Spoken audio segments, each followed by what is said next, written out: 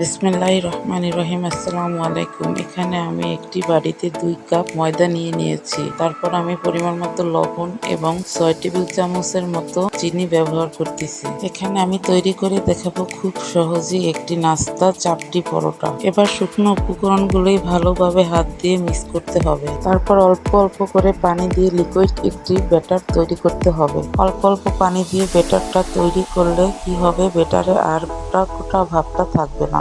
আপনারা একেবারে বেশি পানি দেবেন না, এতে ব্যাটারটা ভালো হবে না। একটি হ্যান্ড উইক্স দিয়ে ভালোভাবে মিশিয়ে পাতলা মসৃণ ব্যাটার তৈরি করতে হবে। আমার ব্যাটারটা ভালোভাবে মিক্স হয়ে গেছে, ঘনত্বটা দেখে বুঝে নেবেন।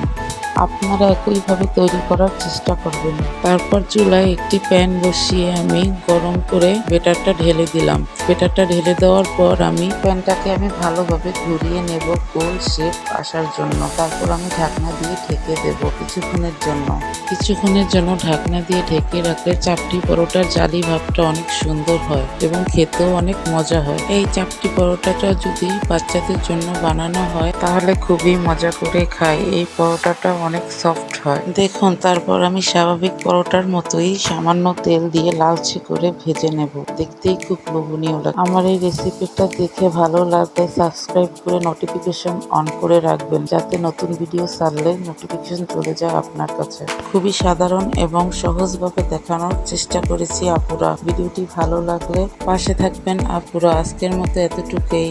আল্লাহ হাফেজ।